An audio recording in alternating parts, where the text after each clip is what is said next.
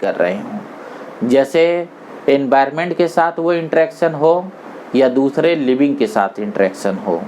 तो आप यहाँ देखिए कि ये जो आपका इकोसिस्टम है, इकोसिस्टम में किसी एक कम्युनिटी पर्टिकुलर को उठा लीजिए, जैसे प्लांट को उठा लें, तो प्लांट के भी दो जो है, प्लांट जो है यहाँ इस लिविंग से भी इंटरेक्ट कर रहा है, इस सन से भी इंटरेक्ट कर रहा है। इसका मतलब ये इकोलॉजिकल ऑर्गेनाइजेशन है। अब ये इकोलॉजिकल ऑर्गेनाइजेशन, जैसा मैंने बताया कि एम्बिगुइटी यही आती है कि अब आपको एक कॉन्सेप्ट हैबिटेट भी आप पढ़ते ही पढ़ते हैं। तो जब आप हैबिटेट को पढ़ते हैं तो हैबिटेट क्या दे रहा है? हैबिटेट एक स्पेसिफिक कॉम्बिनेशन देता है लिविंग और नॉन लिविंग का। यानी हैबिटेट के दो पोर्शन है, लिविंग और नॉन लिविंग। उस लिविंग और नॉन लिविंग के कॉम्बिनेशन की वजह से कम्युनिटी कौन सी सिलेक्ट होगी, मतलब यहाँ कम्युनिटी कौन सी सरवाइव करेगी। जब इस कॉम्बिनेशन को आप देखते हैं तो हम इकोसिस्टम की लेवल पे बात करते हैं। लेकिन जब आप बायोम की बात कर रहे हैं तो इसमें हम क्लाइमेट और क्लाइमेट को सूट करती हुई कम्युनिटी की बात करते हैं। अब ये जो क्लाइमेट, जो एनवायरनमेंट है, ये सिर्फ और सिर्फ एबायोटिक है, इसमें बायोटिक नहीं है। जबकि जब हैबिटेट की बात करेंगे तो हैबिटेट में बायोटिक और एबायोटिक दोनों होता है। हैबिटेट से छोटा भी ऑर्गेनाइजेशन आपकी बुक में मेंशन है, उसको बोलते हैं इकोलॉजिकल निके, ठीक है, वो भी आपको बताना है। चलिए दिखाते हैं। देखिए इसमें इकोलॉजी एक ऐसा सब्जेक्ट है ना कि इसमें क्वेश्चन आपसे बहुत इजी भी पूछे जा सकते हैं, बहुत इजी, और आप खुश हो जाएंगे। लेकिन क्वेश्चन इसमें आपसे बहुत टफ भी बन सकते हैं। अगर आपको नीट एग्ज़ाम में सक्सेस होना है तो आपको सारे क्वेश्चन सही करने होते हैं, ठीक है। मैक्सिमम क्वेश्चन आपको सही करने होते हैं, क्योंकि बायोलॉजी आपका बेस होता है। तो आप ऐसा नहीं कर सकते सिलेक्टिव की इजी आएगा तो करेंगे, टफ आएगा तो नहीं करेंगे, क्योंकि फिजिक्स और केमिस्ट्री में तो हालत और ख़राब होती है ना आपकी। तो इसलिए बायोलॉजी आपको बचाएगी, तो आपको इसे पढ़ना पड़ता है, इसलिए थोड़ा फोकस आप करेंगे। देखो मैं बात कर रहा था निके, जैसे ये क्लाइमेट बड़े रीजन की बात थी, ये एक बड़े जियोग्राफी की बात थी।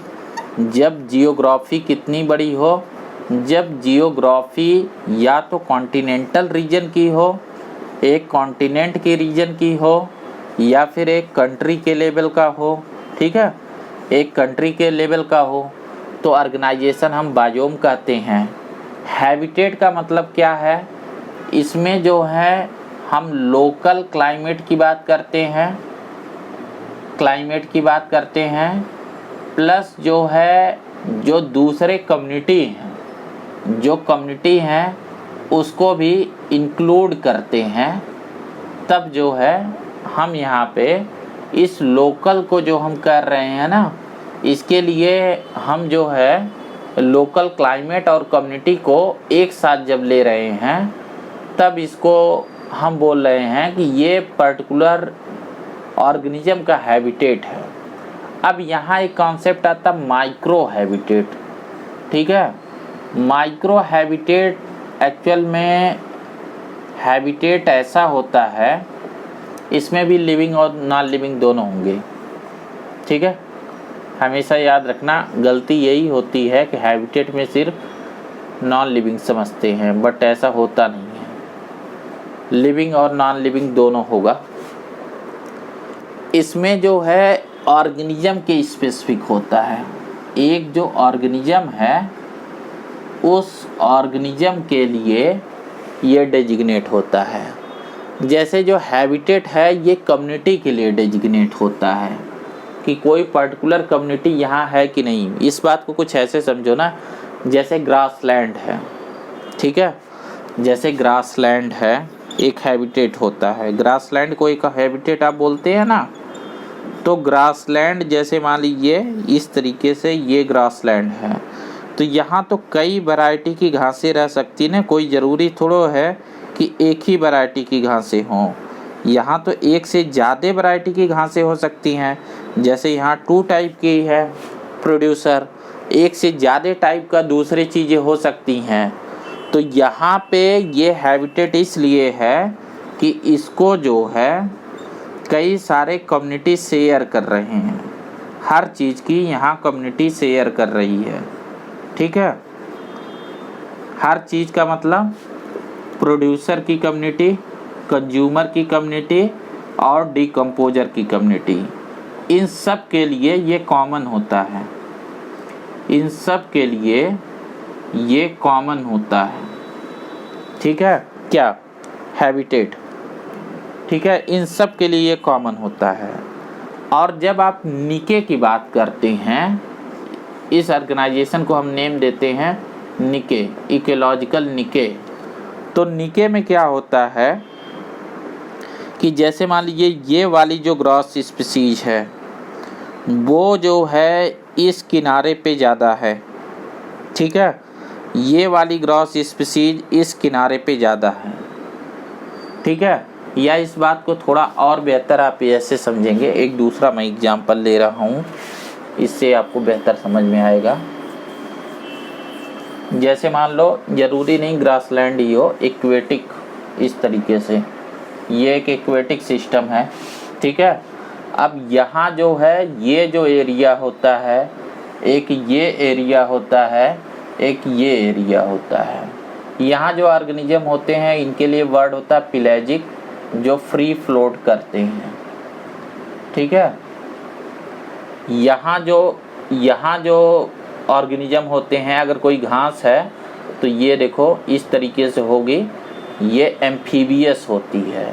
इस जोन को हम लिटोरल जोन बोलते हैं, लिटोरल जोन बोलते हैं। ठीक है, इस जोन को हम बेंथिक जोन बोलते हैं। यहाँ पे बॉटम फीडर होते हैं, अगर प्लांट होता है तो वो समर प्लांट होता है। ठीक है, वो इससे बाहर नहीं निकला होता है, वो इसके अंदर ही होता है। तो कोई भी जो स्पीसीज जो यहाँ ग्रो कर रही है, कोई भी स्पीसीज जो यहाँ ग्रो कर रही है, उन तीनों के फीचर्स अलग होंगे। जैसे देखो इसे अपनी जड़ें नीचे मिट्टी में ये जमाई हुई है, ये भी पानी और मिट्टी दोनों में है, और ये पानी में पूरी तरीके से फ्लोट कर रहा है। तो इसमें फ्लोट करने वाली रूट्स होंगी और इन दोनों में ज़रूरत नहीं है फ्लोट करने वाली रूट। ठीक है, तो ये एक कॉमन हैबिटेट ही है। इस हैबिटेट में ये 3 पॉपुलेशन है, इसकी भी एक पॉपुलेशन होगी, देखो इसकी भी एक पॉपुलेशन होगी, इसकी भी एक पॉपुलेशन होगी, इनकी भी एक पॉपुलेशन होगी। जब हमारे पास 3 पॉपुलेशंस हो गई तो आप ऑर्गेनाइजेशन क्या लिखते हो, ऑर्गेनिज्म, पॉपुलेशन और ग्रुप ऑफ पॉपुलेशन से कम्युनिटी। तो ये तीनों क्या हो गए, कम्युनिटी। ये तीनों मिला के क्या हो गए, कम्युनिटी। और कम्युनिटी जो है एक हैबिटेट को शेयर कर रही है। ठीक है, हैबिटेट क्या है, एक्वेटिक। हैबिटेट क्या है, जैसे पॉन्ड्स। ठीक है, एक तालाब का हैबिटेट है, इसको सारे शेयर कर रहे हैं। लेकिन जब मैं निके की बात करूँगा तो जो प्लांट ये निके होगा, इस हैबिटेट के अंदर एक स्पेसिफिक एरिया होगा जिसे हम बोलेंगे माइक्रो हैबिटेट। ठीक है, माइक्रो हैबिटेट में जो माइक्रो क्लाइमेट होती है, मतलब एक स्पेसिफिक जो है एरिया होता है, उस एरिया में यही स्पीसीज सरवाइव कर सकती है। तो यहाँ पे इन सब के जो निके होंगे वो अलग होंगे, और अगर सबके निके को जोड़ दोगे तो ये एक कॉमन हैबिटेट को बनाएंगे। तो मेरे ख्याल से अब आप समझ गए होंगे कि हैबिटेट की लेवल पे क्या बात है, इकोसिस्टम की क्या बात है। इकोसिस्टम में हैबिटेट से हम सिर्फ एनवायरनमेंट को कंसीडर कर लेते हैं। आपको समझना है कि इकोसिस्टम एक फंक्शनल डिफिनीशन है जो ऑर्गेनाइजेशन के फंक्शनल रोल पे बात कर रहा है, बायोम डिस्ट्रीब्यूशन की बात कर रहा है। हैबिटेट जो है लिविंग और नॉन लिविंग इंटरेक्शन को प्रेजेंट करता है कि कम्युनिटी कैसे आपस में इंटरेक्ट करती हैं। और इकोसिस्टम वो जो है न्यूट्रिएंट साइक्लिंग, एनर्जी साइक्लिंग, इन रोल को प्ले करता है। तो ये कुछ बेसिक्स थे जो आपको मैं समझाना चाह रहा था। इससे पहले चैप्टर के किसी एक कंक्लूजन पे हम आए। एक और चीज़ है यहाँ, वो थोड़ा और क्लियर कर दूँ आपको। देखो, जैसे आपको वर्ल्ड लेवल पे हमने बताया ना बायोम, ऐसे इंडिया में भी 4 बायोम आपको मेंशन है: tropical rain forest, deciduous forest, desert and sea coast. समझाता हूँ मैं।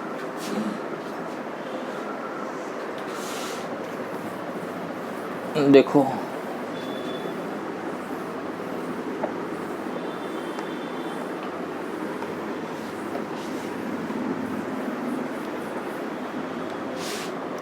ये मान लीजिए हमारा इंडिया है।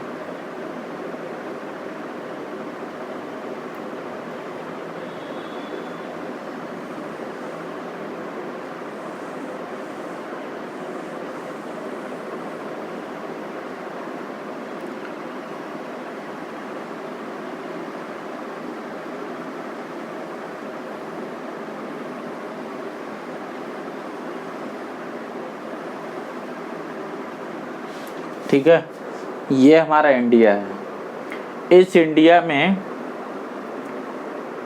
ये जो एरिया है,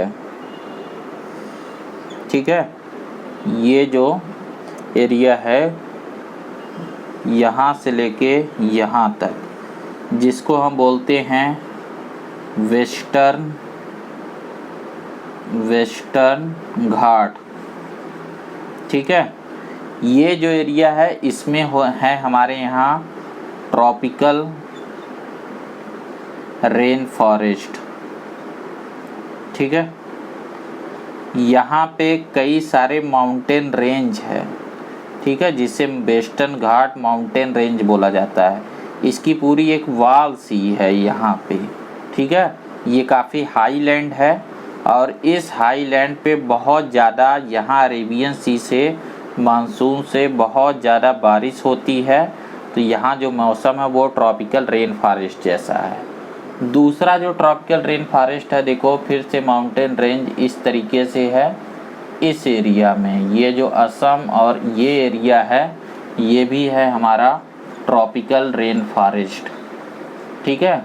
ये 2 एरिया में ट्रॉपिकल रेन फॉरेस्ट हैं। फिर इसके बाद ये जो राजस्थान का एरिया है, ये एरिया, ये हमारा डेजर्ट का एरिया है, ठीक है। ये हमारा डेजर्ट का एरिया है। इसके बाद हमारे यहाँ जो डेजर्ट है, ट्रॉपिकल रेन फॉरेस्ट है, डेसिडुअस फॉरेस्ट। डेसिडुअस फॉरेस्ट देखो कितना है, ये तो हिली माउंटेन का रीजन है। इस तरीके से यहाँ देखो, ये सब माउंटेन का रीजन है। तो यहाँ पे तो कोनिफर्स हैं, ठीक है। यहाँ जो है कोनिफर्स हैं। ये जो एरिया है ना, ये है हमारा टेम्परेट रीजन, ठीक है। तो यहाँ पे डेसिडुअस फॉरेस्ट हैं। ये वो पेड़ हैं जो ड्राई सीजन में अपनी पत्तियाँ गिरा देते हैं। और ये जो रीजन है, ये जो किनारे का रीजन है इस तरीके का, इसको बोला जाता है कोस्टल एरिया।